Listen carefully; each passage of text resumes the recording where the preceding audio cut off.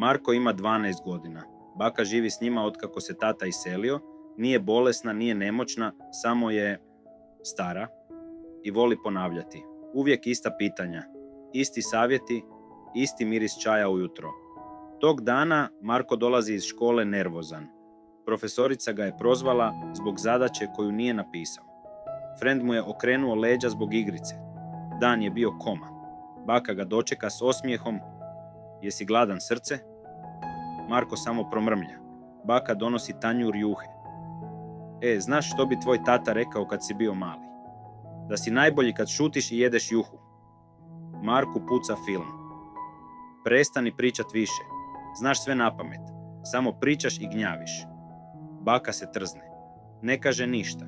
Samo pokupi tanjur i ode u sobu. Vrata tiho zatvori. To je zadnji put da su pričali. Baka je ujutro bila tiha. Ležala je u krevetu. Mama je zvala hitnu. Infarkt. 3 dana kasnije Marko stoji kraj bijelog lijesa. Ne čuje ni popa, ni cvijeće, ni vjetar. Samo tu rečenicu. Prestani pričat više. I ono što nije rekao, volim te. Dugo mu treba. Dugo dok ne pogleda mamu u oči i kaže, oprosti. Dugo dok ne oprosti i sebi. Pouka. Riječi bole, ali i riječi liječe. Kad voliš, reci. Kad pogriješiš, ispričaj se, jer nekad je sutra prekasno.